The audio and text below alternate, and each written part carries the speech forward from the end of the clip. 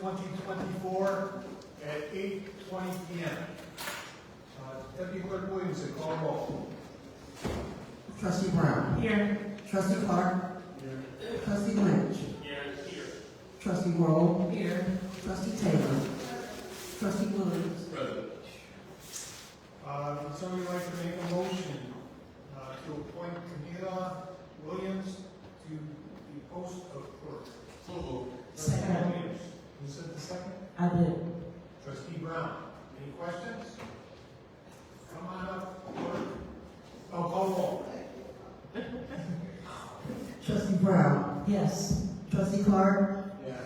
Trustee Lynch. Yes. Trustee Roll. Yes. Trustee Taylor. Yes. Trustee Williams. Aye. If you come up, we're gonna, in front of you, we're gonna swear you in.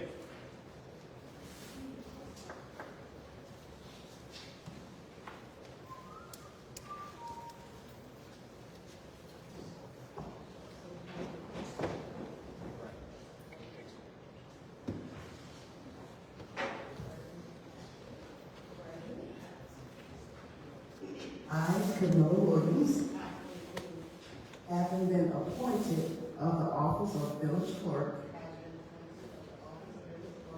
in the village of Glenwood, in the county of Cook, April said, do solemnly swear that I will support the Constitution of the United States, the Constitution of the State of Illinois, and that I will faithfully discharge the duties of the office of village clerk according to my best ability. Congratulations.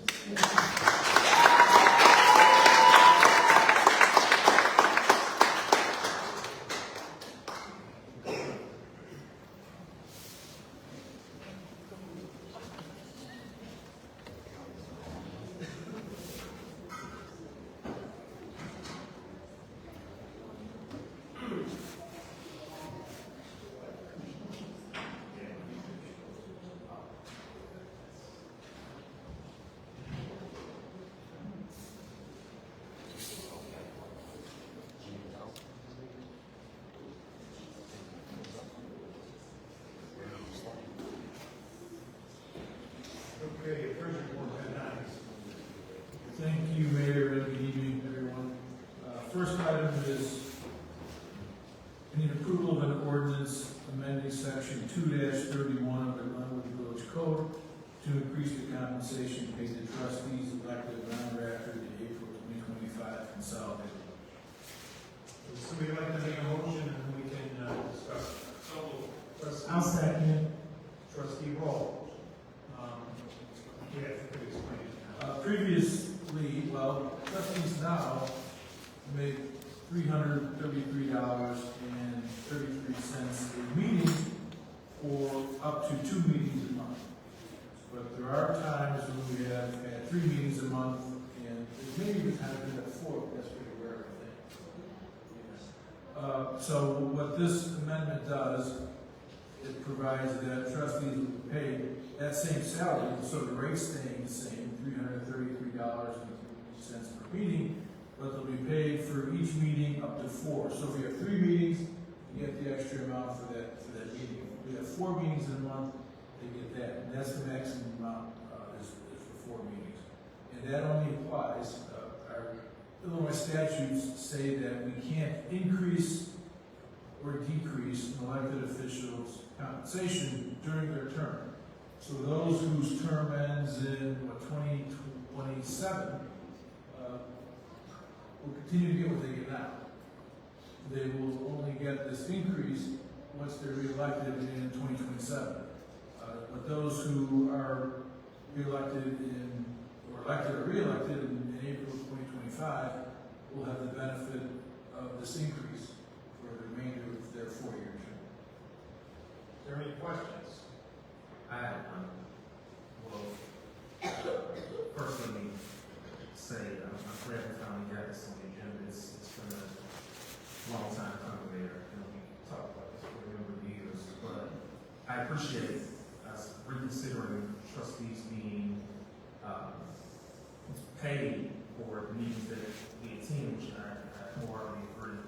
But my other concern is the amount that the trustees are being paid. Trustees pay significantly less than treasurer and city clerk. I think that comparison to responsibilities and expectations of trustees, we also need to take another look at the salary. Because for the amount of effort and responsibilities and expectations for this role, which, you know, rightfully so, this is a personal decision, much like any job you choose, it's a decision to apply for, what you pay, compensated based on work that you do in your experience. So I don't know what route I would have to look at, but I think we also need to look at the amount of pay. In addition to that, I think we should also consider that trustees have not had an increase in 8 years. I don't know any place where you can, for the responsibility of a village, that for 8 years, you don't get an increase in anything. So I agree. Anybody else have any comments? I have a question for Attorney Valerie. Is it really possible to even raise the amount? Just, Well, full disclosure, the amount of the compensation needs to be set at least 180 days before the people who are elected in April 2025 take office. They take office the first regular meeting in May for the village, and if you count back to there 180 days, I think you get to November 7th. So whatever we're going to do, it has to be done at this meeting, because the next time we can do something would be only effective as of after the April 2027 election. So if you're going to increase that amount, if it's not done now, for those who are elected in April 2025, you won't be able to change the salary until the next election 2 years later.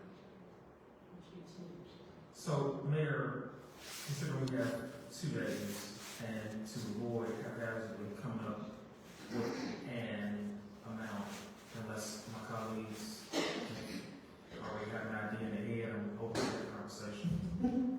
Should we have a special board meeting so that we don't let this opportunity pass for another 10 years? Well, we could amend it on its face now.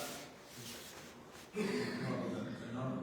Well, that's what I'm saying, but I don't want to just haphazardly come up with an amount under the gun, but I what think would you propose if it's able to be passed? that's What is it, $8,000 now here? Well, it's $333.33 per meeting. With this change, it would be the maximum of up to 4 meetings a month.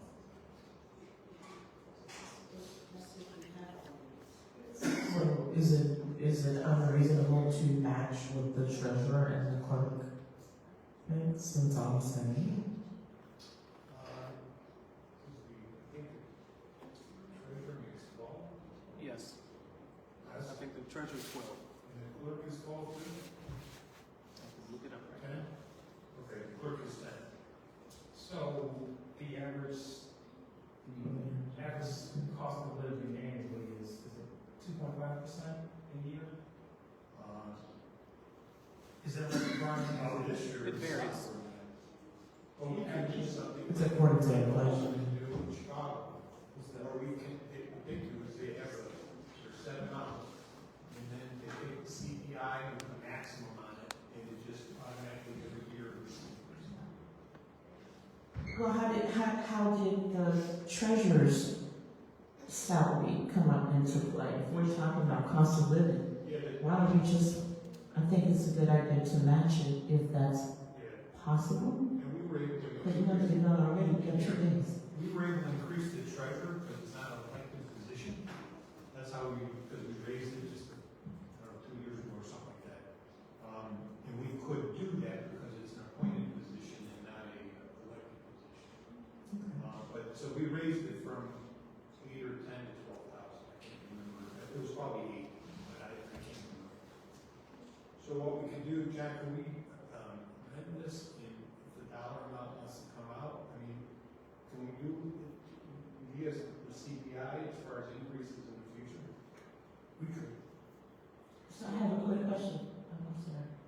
Does that look like the increase as well as getting paid for the meetings we attend? Or Yes, just it currently says you're getting paid at the same rate per meeting, but now instead of being up to 2 meetings you're getting paid for, you can get paid for up to 4 meetings. So yeah, that is it. No, I was just asking if it's both. Is it increasing and that, or just that? Currently it's only increasing the number of meetings per month you can get paid for. If we want to increase the amount that the trustees get paid with the CPI, we can amend the motion.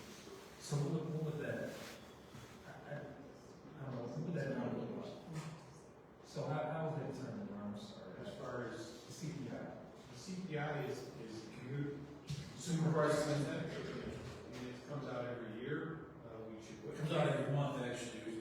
It's generally called, you probably want to follow the consumer price index for all, or We're talking consumer. annual. Yeah, the annual one as of, say, December of the year. Well, we got to put a cap on it, because if the CPI goes through the roof, then, at least I don't think it'd be fair if we went through the roof, that we kept on increasing. So John, you have a recommendation what that reasonable cap would look like? Was it 3.6 last year? Maybe higher. Yeah. Reasonable cap would be 4, 5. Per year. 5%? I'm in favor of that. With your colleagues. But you're saying this is every year. I thought that it had to be after an election, for the next one. If you do it now, it will first come into play as of, it won't be effective until people taking office in May 2025. So if you want to do it thereafter annually, you can do it CPI, annual CPI for all urban consumers, determined as for the December of 2025. And then you're capping it on You something. see the maximum of, what, 5%? So what's 3% right now, what we make? No, just $2,400. $2,400. Oh, 3%. Really calculator. 240. 240, yeah. $240.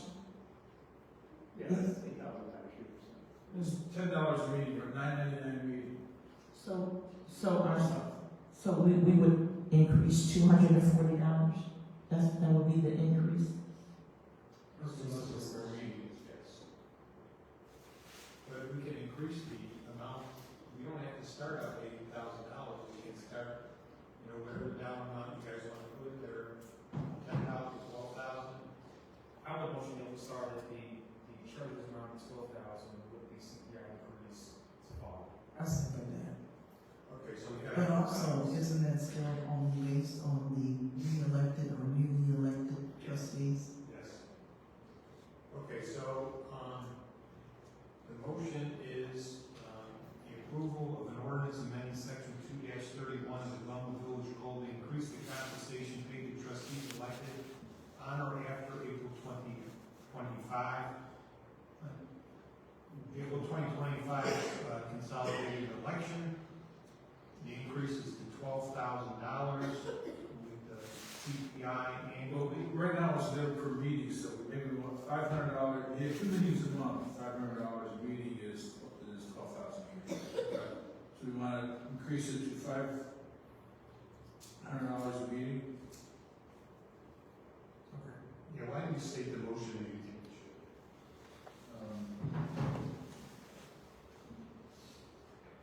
Would be a motion to amend section 2-31 of the Code of Ordinances to increase the compensation paid to trustees elected on or after April 2025 twenty-five to an amount of $500 per meeting for up to no more than 4 meetings per month, with the cost of living increase equal to the annual CPI as determined in December of 2025,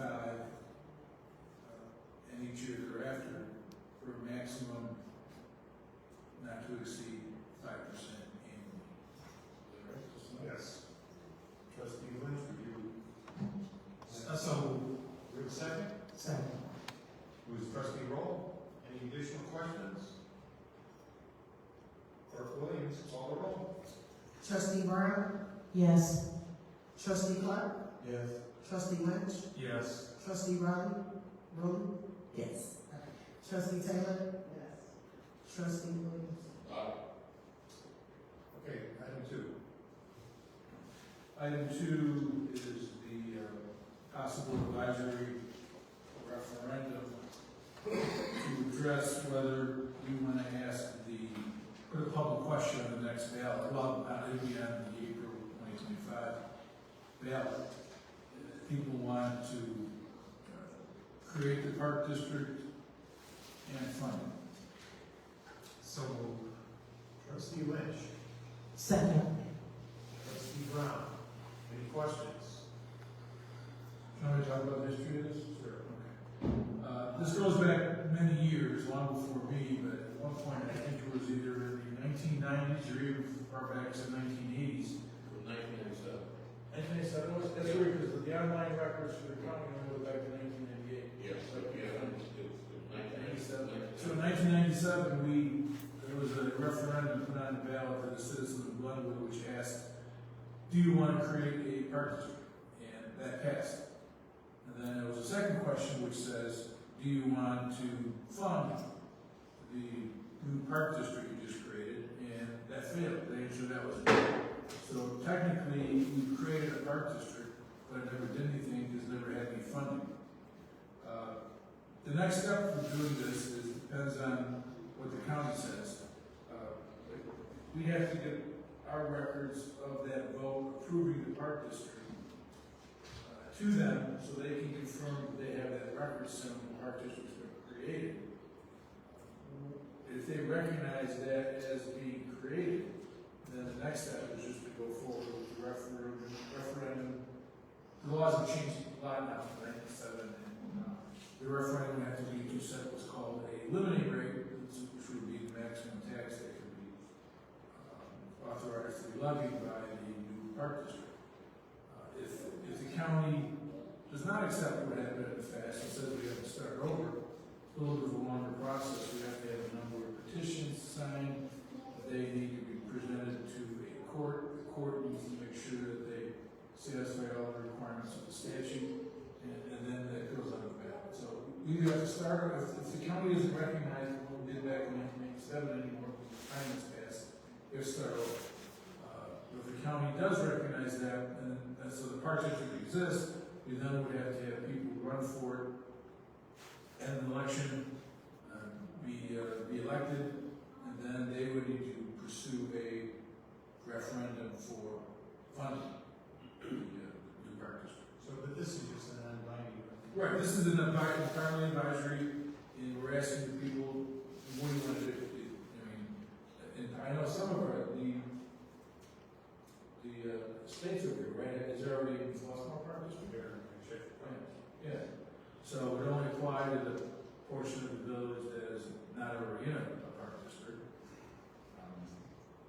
And I assume, obviously, some of the costs of operating a park district, which are costs the village currently does to take care of all the buildings, grounds, and parks and things, those are things that the village would no longer have, that we shifted over to the park district.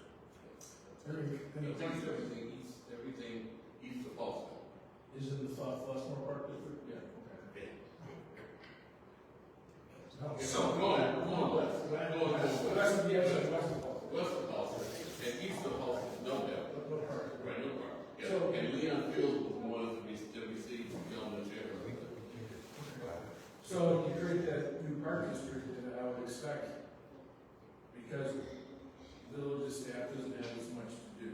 So some of those people, how you do this is to be determined, but some of those people will want to become employees of the park district, I assume. So in theory, village expenses will go down, and while you have in the park district, which would have additional expenses, take care of the expenses the village currently, they used to. Any other questions? This is just gonna be on the ballot, this is not mine. Somebody want to make a motion on the approval of a resolution initiating the submission of an advisory public question on whether the village of Glenwood should pursue the creation and funding of a park district for the portion of the village that is not served by a park district. So moved. Trustee Taylor, second. Trustee Lynch. Any additional questions? Clerk Williamson. Williams. Trustee Brown? Yes. Trustee Clark? Yes. Trustee Lynch? Yes. Trustee Rowe? Yes. Trustee Taylor? Yes. Trustee Williams? Anything else, John? That's it, Mayor, thank you. Village Administrator, right, Mr. Good evening, Mayor, Board of Trustees, and residents and guests this evening. A couple of announcements, and then we'll right over to talking with John from Miller and Cooper. I want to thank everybody that participated in our Halloween contest in terms of decorating their homes. I think they did a great job, and we're going to continue with some more of those contests as we start coming upon the Christmas holiday. So I always tell people, keep in mind to look at our Facebook page and our village website to find out what we're doing and what you can do to be part of the community. Please mark your calendars for November 22nd. November 22nd from 6 p.m. to 8 p.m. here at the Village Hall for the annual tree lighting celebration. We do have a great program set up. I think it's going to be a little bit better than last year. But nevertheless, I want everybody to mark your calendars for that date. As well, we did receive, I told you we were applying for the grant through ComEd for their holiday contribution. I did receive that, and that check was delivered, so we'll be using that towards that festival for that evening. As well, just to make one other announcement, we do have a HR senior journalist, Jen Malone, that has joined staff, and we're looking forward to her participating with the meetings when needed, as well as being a support system for all of our human capital needs. In the past, the board has asked for an update from Miller and Cooper. One correction, Mr. Moore came up earlier tonight. The current agreement we have, and John, correct me if I'm wrong, runs through December 31st of 2024. So we're not out of agreement, and then John will let you know that there will be another agreement coming forward should the board decide to move forward. In front of you, you will have a packet of information just to kind of follow along while John kind of goes through and summarizes what value they brought to the Village of Glenwood over the past year contract. So, welcome John Jay from Miller and Cooper. Thank you, Brian.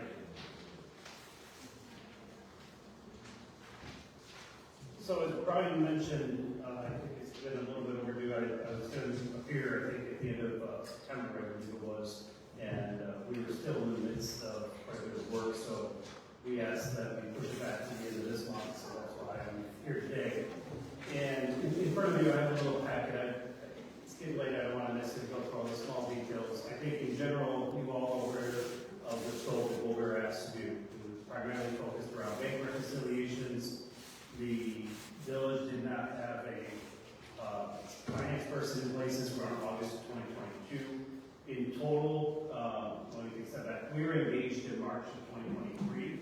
So currently we are at about the 20-month mark. Now, going in, I don't think we expected it to be 20 months. I don't think anybody did, but with the different turnover and the different responsibilities and help that has been needed, that is where we're currently at. So the primary thing that we were doing, and that I can say we've done today, is the bank transactions from May of 2022 through September of 2024 have been recorded in the accounting system. So that was something that had been lacking for several years, or several months from the time it started. So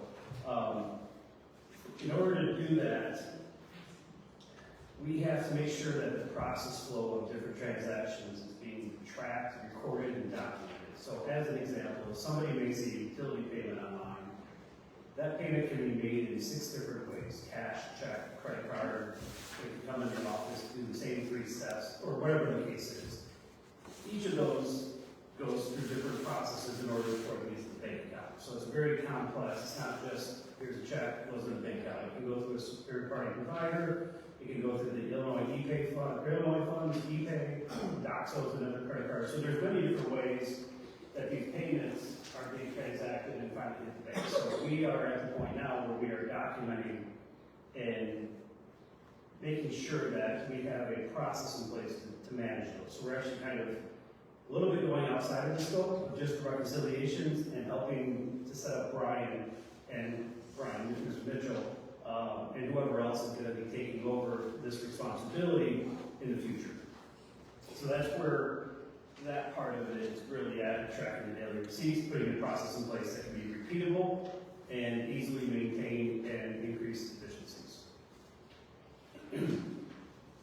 On the challenges and solutions, I know that the one gentleman, well, I mentioned 20 months that we've been here, so a lot of it is because we didn't know a lot about what the situation was. There was nobody telling us that this is the last time this was reconciled or this was posted. So a lot of our time, I say a lot, but especially at the beginning, was learning the software, learning how things are transacted, going through the bank statement and trying to figure out, okay, this deposit was here, where does it go back to, and where does it belong? I believe we have a good grasp on that. There's a little bit more we need to work on, and that's what we're currently doing. At this point, I would say the vast majority of our hours are behind us. I think we're at the point where, we're looking at more tidying things up, not incurring the amount of hours that we did from October through around March or April, which was the time that we stepped in and helped with the accounts payable aspect, because there was some turnover, and when we took that on, there was no process that we were trained on. We kind of had to work with the IT support teams for New Vision, the accounting software, and while we were doing that, we now developed a documented process that we then trained the temporary person who's doing the AP now on. So we're kind of out of that. That's kind of the goal for the rest of this as well. I'm sure I did something, so I'll be happy to answer any questions you may have. I do have a question. Yes. So, with that being said, are we prepared for the audit? So I have nothing necessarily to do with the audit. No. Okay, but yeah, that's kind of out of my scope. I'll leave that to Brian and Adam. Adam is much more involved in that. It's not my background. Yeah. So I trust you, Roe. I think the trail is your own. So, yes, no one is not directly tied to the audit, but a large portion of that audit is a result of the reconciliations. And so, I know that you're saying you guys are close to the finish line, but do you have a proximity of where we are to be completely reconciled?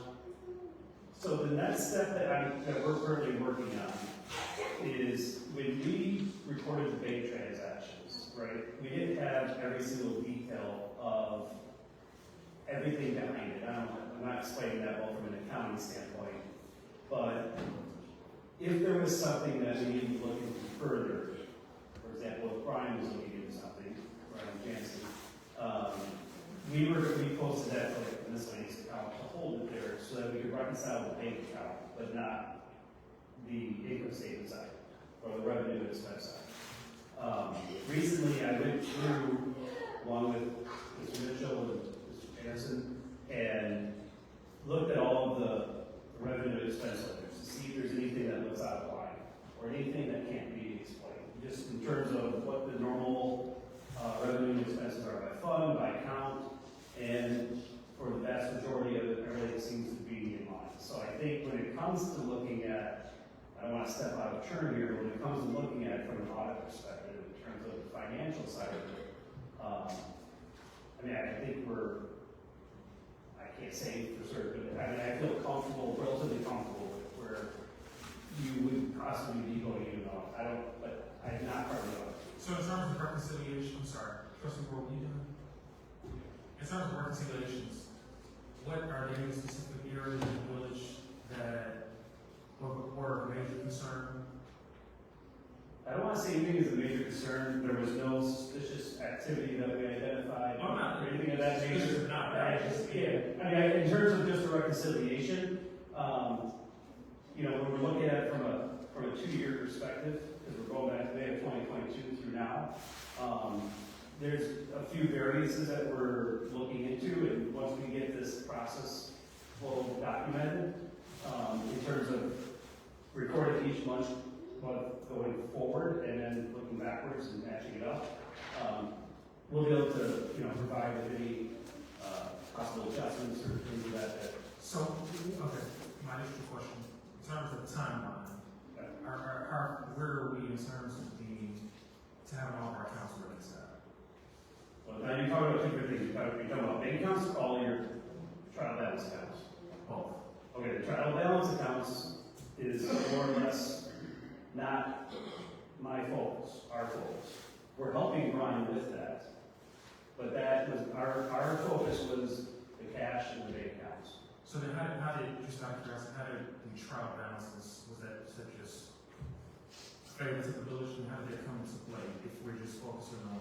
Well, they're a direct result of one another. Okay, so So then. as you're posting bank activity, it's gonna show up in your expenses, well, the payments that you're making are expenses, but then also the electronic wires and ACHs that go out for health insurance and various things. That's all gonna go to your expense ledgers.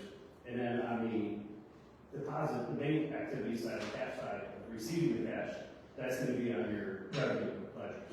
Okay, and then do you, or maybe Brian can answer this question, the year-to-date amount of what we paid for Miller Cooper? I have that. Okay.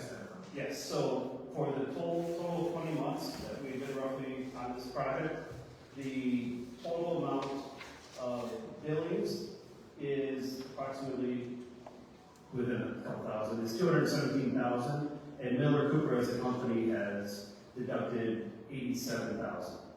So we billed the village 217 and taken 87 off from what our rental rates would be. So approximately $10,000 to $12,000 a month.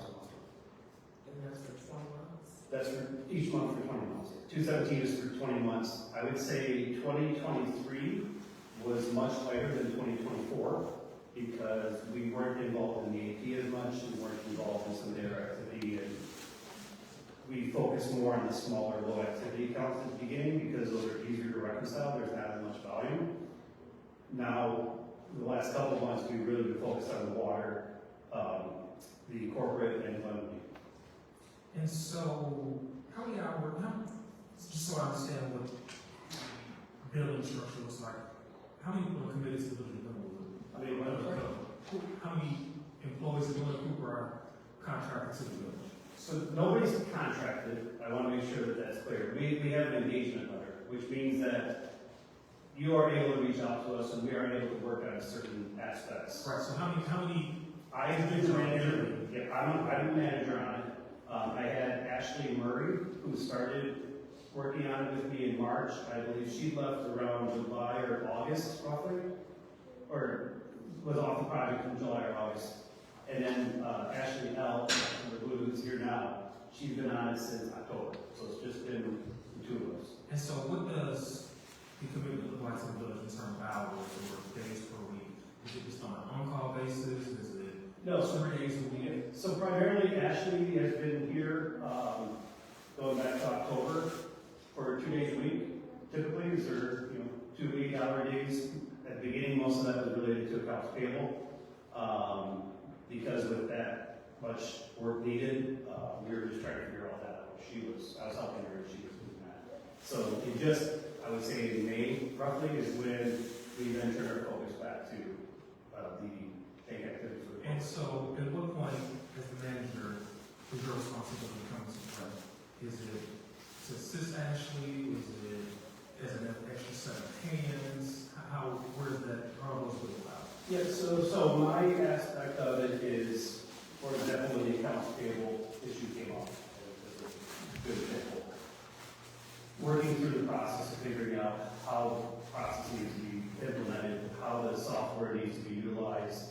And we had to reach out to the New Vision support team to even figure out how all the payables get entered, how the checks get processed, and, how each of the funds have different checks and how all that stuff works. So for more practical conversation, Ashley is more or less the on-site person.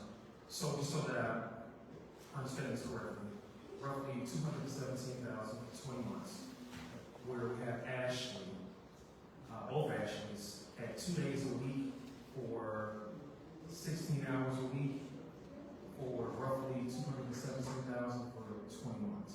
Is that correct? Yeah, I don't think you can make it that simplified. Well, that's I'll give you an example. Okay, so here's another way to look at it. We have about 1,250 total hours that Miller Cooper has been working with the village. So you're looking at about 60 hours a month. So it's about that 2-day range here, I guess. It's about that 16 hours on average a month, or a week. It's a little bit less than that, but So, it is. with your math, so you did say that you deducted 87,000 from the 217. No, the original, the 217 is what's been billed. Okay. We took an $87,000 write-off of what our normal bill rates would be. Okay. So $2 more. Yeah, but 217 is what has been billed, so approximately $10,000. So approximately 10,000 a month for Ed, 16 hours. 60 hours roughly. Can I ask a quick question? Yes.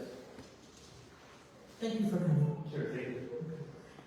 Where it says in order to get bank transactions posted, some activity posted to miscellaneous accounts, and then to be further allocated after reconciliations were done. So I guess my question is, Brian, is that why, and it could be apples and oranges, because this is not my area, okay? So because you had to post some activities to miscellaneous, and then come back again to further allocate after they were done, my first question is that double the work? And my second question is that why some miscellaneous items are on the budget that you're working through? Most of these entries were done after that fact, so a lot of the miscellaneous stuff that I was referencing during the budget timeframe was just physically posting things with the current staff into the wrong location. Which has nothing to do. No, this is Okay. So So great. those things that the staff handle, Miller Cooper don't reconcile those accounts? well, they would, but then they found other things that from the bank recs that weren't posted. So they do reconcile what So the it's, staff is supposed to. yeah, but my question was, like, is that double the work? So you're putting it into miscellaneous, then you have to come back and reallocate it to where it's supposed to go, kind of, sort of. Completely understand where it may be considered double work.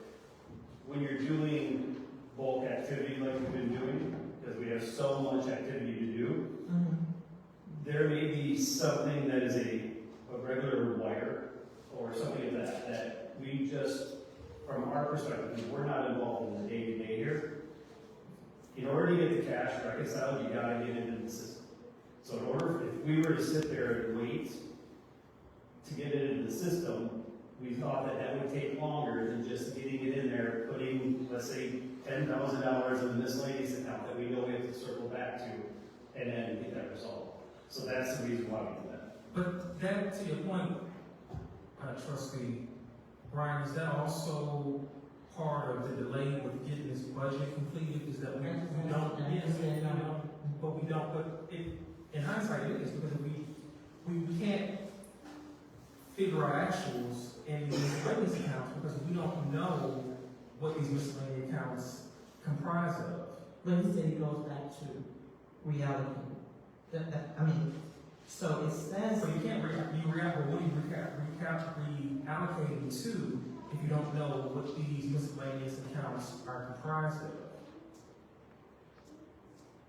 So I agree with you. It sounds like it's in an account world, it may not appear to be double work, but from this standpoint, it seems like we are paying double work if we have a company reconciling, and then we have our finance department that is trying to understand, we're putting money in the budget, finance department can't figure out actions because we don't know what the budget is consisted of, but then the Miller Cooper comes back to it again to try to identify it. Am I missing it? I mean, one of the things I would say is you keep referencing the finance department, and right now it's Brian, so it's not like you have a. But that's fine, but we do have a part-time bills payable, and we do have Brian, which. Part-time is around here, I think, 3 or 4 months. So I think what I'm trying to get at is that there's been a loss of institutional knowledge with all of this activity. You can't replace that. I can't come in here and learn every single activity or transaction. I don't think anybody could, to the detail and level. I mean, I don't know if you guys have seen the bank statements. The activity is large.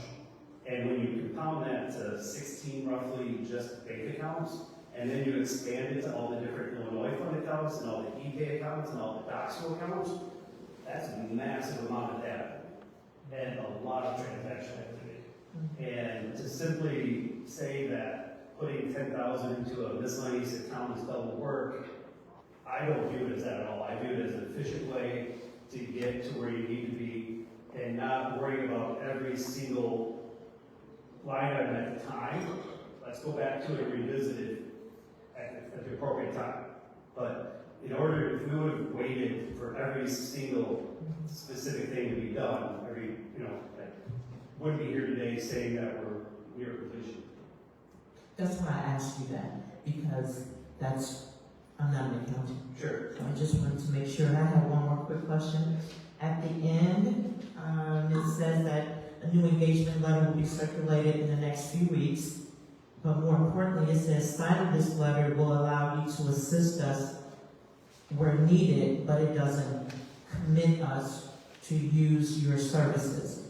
So let's say that we said, okay, we don't need your services anymore, but then we sign this saying, we may need your services, okay, but we're not committed.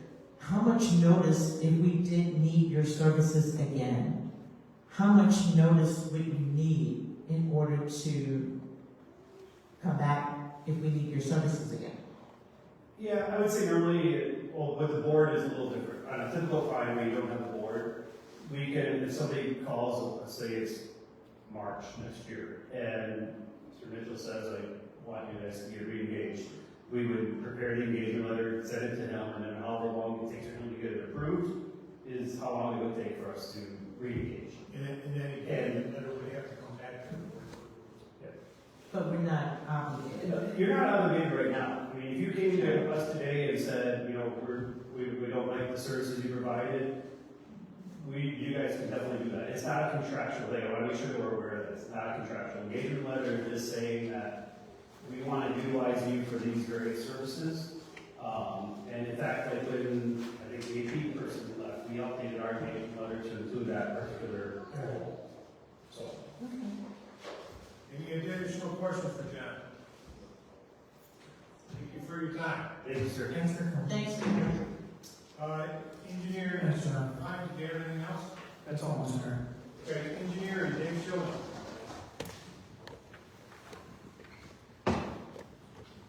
Thank you, Mayor. My item is the MFT resolution for the reconstruction of 37 and Chicago Heights Road. This was tabled from last meeting.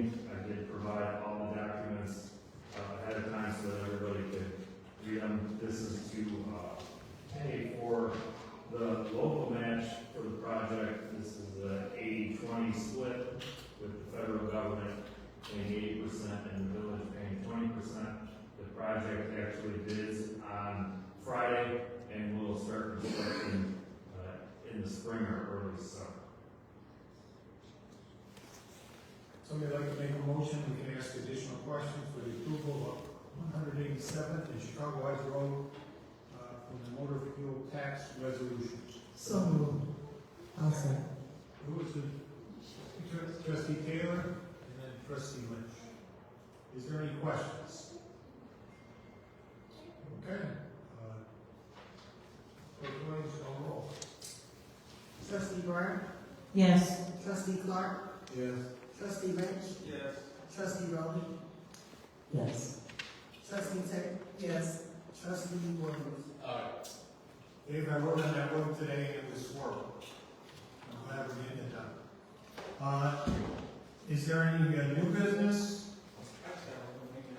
Sure. Chief, I know that sometimes we talk about going after opportunities to speak.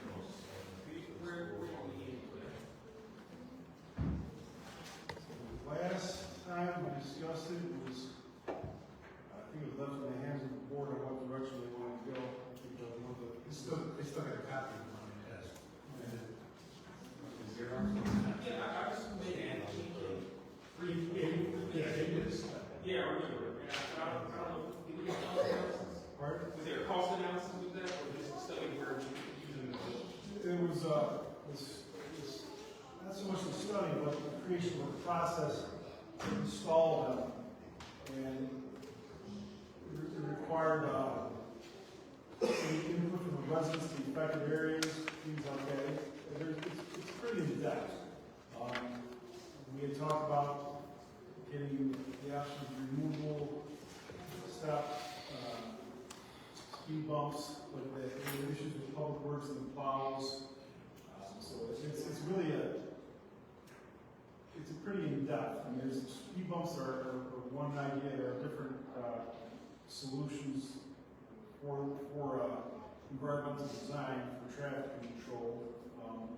So I can give you another copy of that when I look at it. One of the things was getting residents buy-in and their input from those that were affected, because we did do some studies on it, and there are some things that will occur when you have speed bumps. You will have some people will comply.